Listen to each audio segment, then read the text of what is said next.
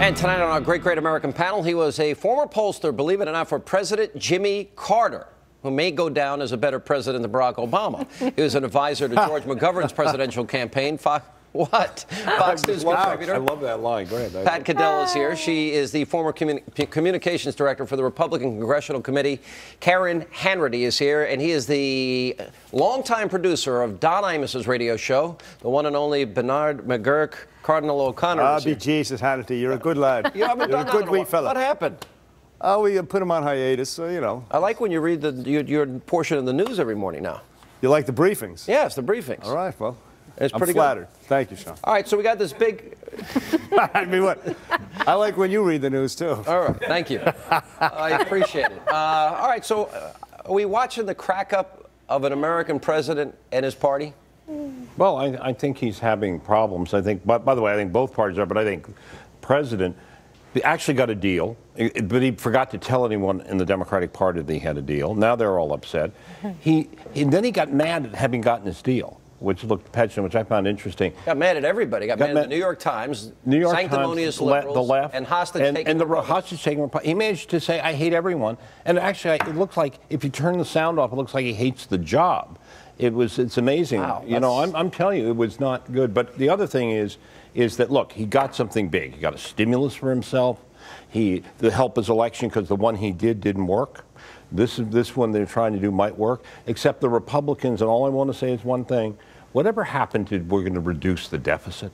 Well, it's a good question. Now, we had Jim DeMint on tonight, and he doesn't want to sign another deal. Michelle Bachmann doesn't want. Well, why are you rolling your eyes? Because they got a deal. Why? They're going to extend the tax cuts for all Americans. They you need like the deal? To move on. The deal is fine. It's good enough. And they need to move on.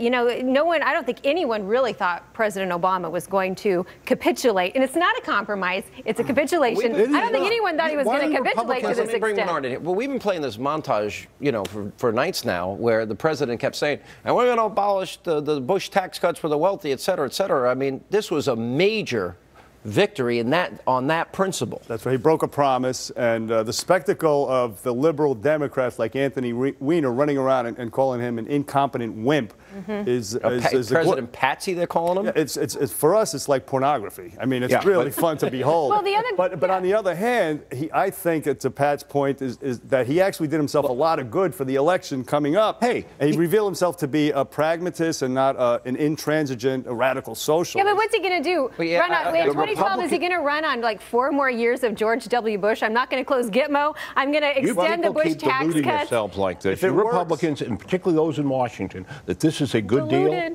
Deluded. The notion is we can go back to normal. Hey, we're just as bad as the Democrats. We'll spend money, $900 billion. We'll do it too. Wait till the Tea Party. I'm just saying he doesn't really have anything to run on. Fraud. He doesn't have anything to run on. Here's the problem with what you're saying. This is a lame duck Congress. It's still Nancy Pelosi's House, and it's still Harry. And my question is, why didn't the Republicans? They don't know how to have a message. Why didn't they stand up and say, we had an election, Nancy Pelosi was repudiated, you people lost, you keep acting like you won, and simply said, you have no business, as Cromwell said about the long parliament, go, you have sat too long. They should have said, we're going to do no business here. You wish they would do no business. You wish that the Republicans would just bring everything to a standstill, not pass anything, not do an extension of the debt ceiling. What right do they have? This Congress has been discredited. They should deal with the tax. That's not reality. I don't think you're living in reality. No, excuse me. So we're going to have, you're going to tell your base, oh, and by the way, part of the deal here, so we get this, is we're going to have 100,000 we got to take unemployment. Are you Frank Lunch's father, by the way? Don't use that phrase in my name. You know, we'll come back with more of that Great American panel straight ahead.